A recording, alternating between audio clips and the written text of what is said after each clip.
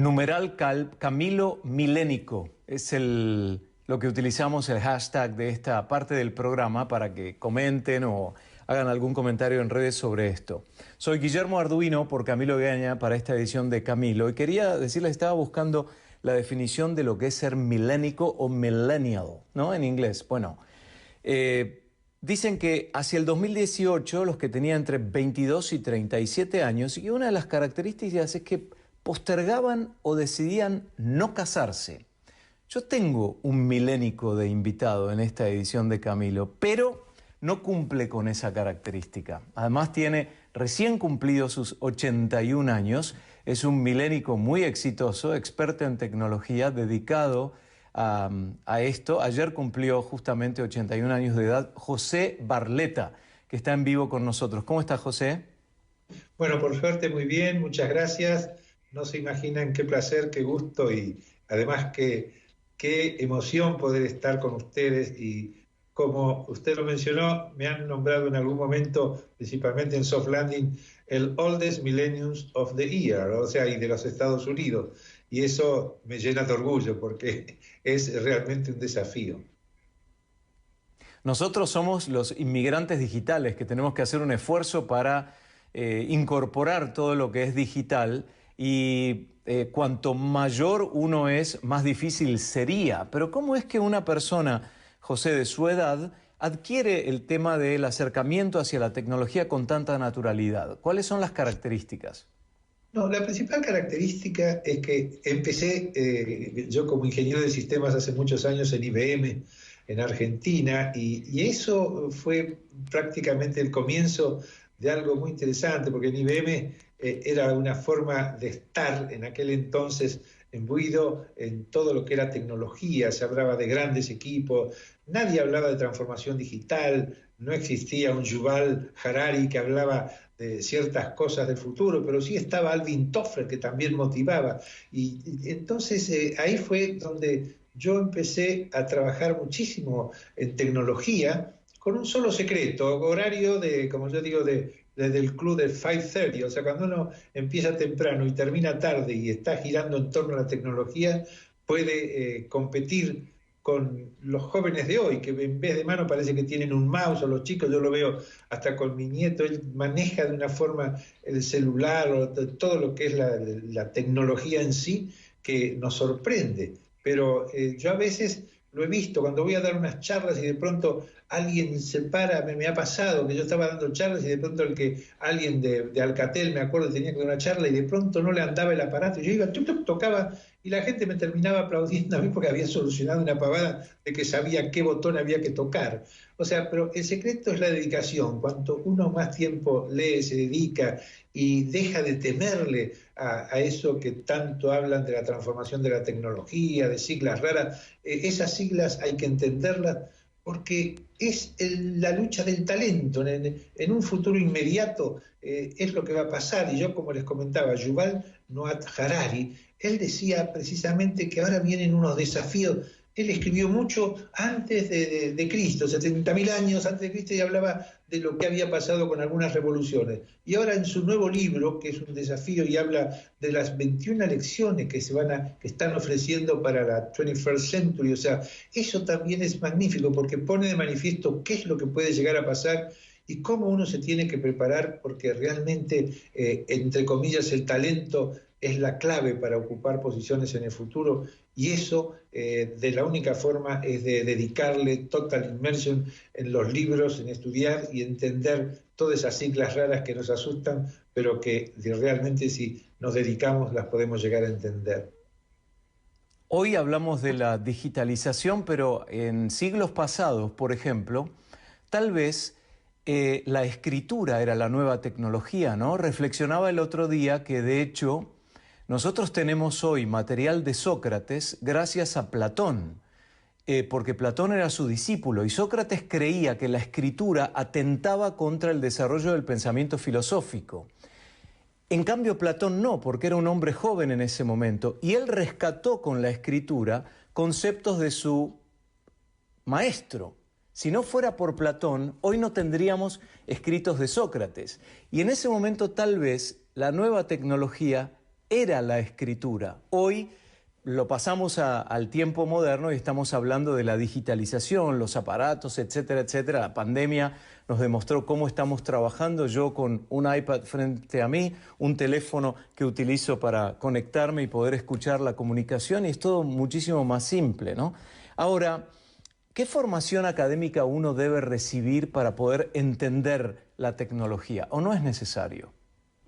No, siempre lo académico, sin ninguna duda, da un mejor marco de referencia porque es un mensaje de que alguien tuvo la paciencia, la dedicación, todo para cumplir una serie de etapas, que eso tiene que ver con organización, con orden de tiempo, pero lo que hay que hacer es tratar de estar atento con las noticias, o sea, uno si se puede dedicar a leer, a buscar los mejores libros, que uno no sabe, hay que entender cuáles son esos mejores libros, hay que buscar precisamente las noticias. Hoy en día, yo lo vi, yo me dediqué muchos años a lo que era transformar los diarios tradicionales, el hard copy, en digital. Y todos decían, va a morir el diario, va a morir ese diario hard copy, lo mismo que los libros. Y sin embargo, siguen apareciendo los diarios.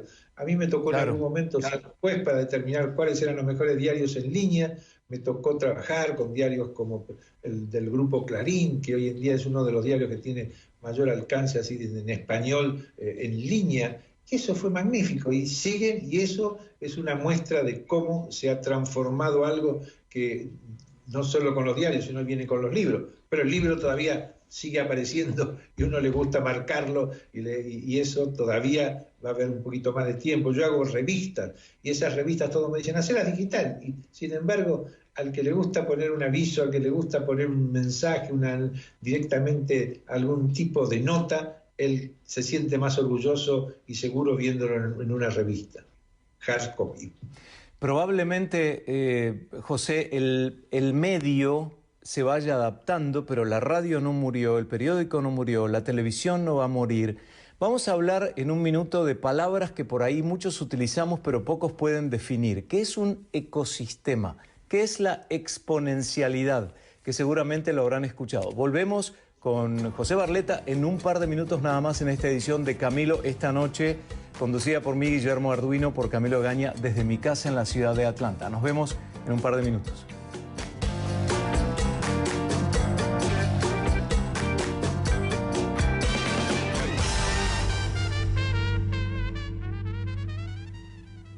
Numeral Camilo Milénico, porque José Barleta, nuestro invitado de hoy, es un milénico de 81 años. Hay una localidad cerca de Bari, si no me equivoco, en Italia, que se llama Barletta, ¿no? Como su apellido. Sí, perfecto, sí, sí. Ajá. Yo no soy de un poquito más abajo. Yo estudié en el Colegio San Román en Belgrano. Había Barletas también en el Colegio San Román. Ahora que recordé. ¿De dónde es usted, Barleta? De Argentina, ¿no? Sí, de Argentina. Originalmente mi padre de Italia, mi madre español de España, pero tuvimos la suerte de ir a visitar el lugar donde había vivido mi padre y me hizo acordar a la película Cinema Paradiso, porque llegamos y estaba todo igualito como cuando vivía en la cocina, nos mostraban la cacerola donde comía su fideíto, y eso mantienen. Yo viví en Italia algo maravilloso, yo acá estaba acostumbrado, y lo mismo me pasó en España, en Argentina, acá en Estados Unidos, todos estaban preocupados del chat, de ver cómo se reunían, y ellos allá lo hacían, pero nada de virtual, se reunían, o sea, las reuniones todavía seguían con ese concepto. Yo no lo podía ni creer, fui hace unos años y yo que vivo conectado, no podía, nunca estuve tan desconectado en la vida como en ese viaje, porque la gente todavía sigue pensando que el acercamiento personal es el que tiene más valor y eso va cambiando, pero todavía tiene más valor. Tengo pendiente una pregunta. El tejido social, ¿no? Ninguna duda, sí. No, con respecto a la pregunta del ecosistema, creo que vale la pena aclarar. Sí. Antes la gente, casi nadie hablaba de cambios de paradigma. había algunos cambios que pasaban, que cuando alguien decía que la Tierra giraba o que todo giraba alrededor de la Tierra, y después Dante dijo no, esto, y ese fue un cambio de paradigma en el 1400, que alguien dijo no, todo gira alrededor del Sol. Y eso, antes los paradigmas no cambiaban de tal forma. Hoy en día estamos viviendo un momento en que todo cambia, cambia de una forma. Y con respecto a los ecosistemas, nadie hablaba de ecosistemas. Y yo, por ejemplo, la primera vez que lo usé prácticamente en las charlas fue cuando di una de las conferencias sobre lo que era Industria 4.0, y ahí decía, dentro de la Industria 4.0, el ecosistema está formado de esta manera. Existe en ese lugar el concepto de Big Data, de Data Mining, de lo que era inteligencia artificial, o sea, de lo que es realidad aumentada, realidad virtual, y todo eso, esas partes en que se estaba dividiendo ese concepto de Industria 4.0, es lo que se llama ecosistema. O sea, como uno usa ese concepto para poder subdividir algo que es esa big umbrella que guarda una serie de cosas que están totalmente vinculadas, y que verdaderamente la Industria 4.0 marcó un cambio de tal forma que hoy en día se habla de otro paso para el futuro, que eso es lo que yo le decía, que lo mencionaba Harari. Él no habla de una gran revolución, habla de pequeñas revoluciones que se van a ir presentando cada 4 o 5 años, van a haber saltitos de revoluciones, y él hasta menciona que con la preocupación del 2030, qué es lo que puede llegar a pasar, porque ya los camiones van a estar manejados todos automáticamente, qué va a pasar con esa gran cantidad de choferes, qué va a pasar con el miedo que hay en cuanto a la parte de salud. Hoy en día alguien está hablando de home hospital, o sea, el concepto de que alguien dice, no, va a cambiar, o se está transformando el tradicional hospital en lo que es el servicio al hogar. Eso se lo ve día a día. Ese es el concepto de lo que es realmente una división de un total, y ese es el ecosistema. Pueden a veces, hoy en día las empresas hablan de su ecosistema en distintas partes que la componen. Y también mucho se habló de la exponencialidad, sobre todo con el advenimiento del uso de las redes sociales. Alguien que no entiende el concepto de exponencialidad, ¿cómo lo definiría? Mire, la mejor forma, yo siempre lo veo con ejemplos. Hoy se habla del mundo exponencial.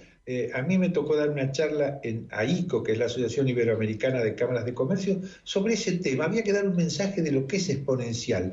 Y una forma de verlo es con los pasos. Miren, fíjese, si uno da 30 pasos en forma lineal y cada paso es de 1 metro, cuando uno termina de dar esos 30 pasos, va a haber caminado 30 metros.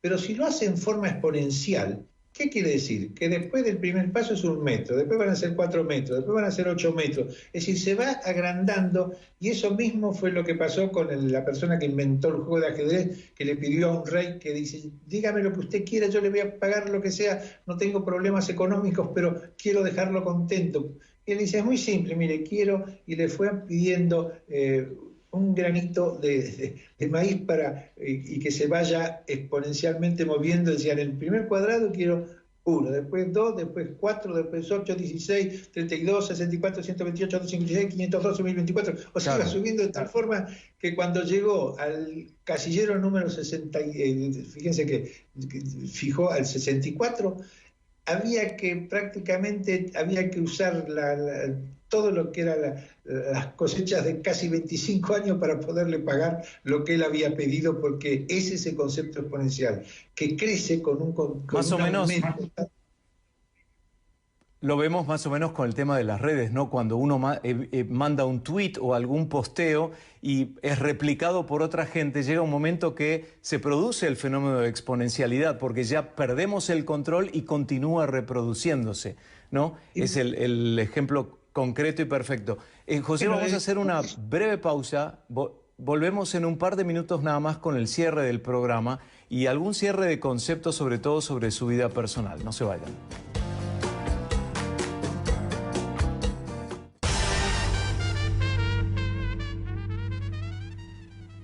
José Barletta es el milénico más antiguo de los Estados Unidos, por eso el hashtag al pie de la pantalla.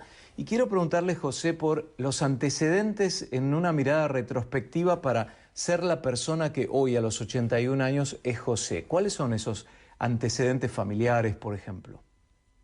Bueno, familiares, eso es un poquito la clave del éxito, cuando uno logra integrar una familia y que la puede fortalecer y mantener con el tiempo, porque es uno de los pilares claves. La salud es otro, pero la familia es muy simple. Yo tengo nada más que 52 años de casado, 2 chicos y toda la familia, todos empujan y ayudan, porque yo a veces quizás enloquezco por hacer revistas, artículos, siempre estoy conectado y siempre tengo la ayuda de todos, porque mi señora misma es la que me hace de editora de todo lo que escribo, y soy una máquina de escribir.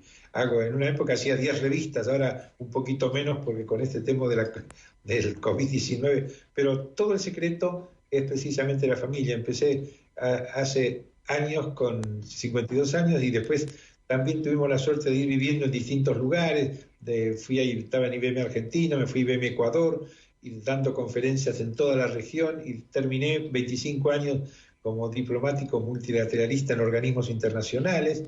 Y uno de los últimos puestos en Washington fue director de la Internet Society, y también fui director del World Society, que eso fue magnífico, trabajar con Alvin, cerquita de Don Alvin Toffler y todo, que eso era como un lujo. ¿Cuán importante es la multiculturalidad y también el multilingüismo para este tipo de realización profesional? Y eso es clave, o sea, todo lo que signifique que uno pueda poder apreciar la importancia de esas diferencias culturales, sociales, eso ayuda a comunicarse mejor. Entonces, a nosotros que nos vamos dando conferencias en distintos países, por ejemplo, con nuestra organización, tenemos en distintos países, eso hace que cuanto más se entienda esa parte, más fácil va a ser la comunicación y el entendimiento. Eso es clave. José Barleta, el milénico más antiguo de los Estados Unidos, un ejemplo para muchos. Que continúen los éxitos, José. Muchísimas gracias por visitarnos. Bueno, muchísimas gracias a ustedes, y les digo que fue un verdadero regalo de cumpleaños, como me comentó doña Isabel Bucarán, porque esto es algo magnífico y es un lindo recuerdo, y les deseo también lo mejor, porque lo que están haciendo ustedes es increíble y es una forma de difundir muchísimas cosas lindas que a la gente sin ninguna duda les puede venir muy bien. Muchísimas gracias. Gracias, José. Como lo decíamos al principio, ¿no? Es el empoderamiento de la información y depende de nosotros. Transitamos en esta hora datos sobre la vacuna de Pfizer, coronavirus en general, la pandemia que vivimos, y cerramos con este broche de oro con un milénico de 81 años, que es un ejemplo para muchos, que de hecho yo, que no lo podía ver, la voz era muy, pero muy joven. 81, no se lo creo. Gracias por acompañarnos. Soy Guillermo Arduino por Camilo Egaña. Hasta el próximo encuentro.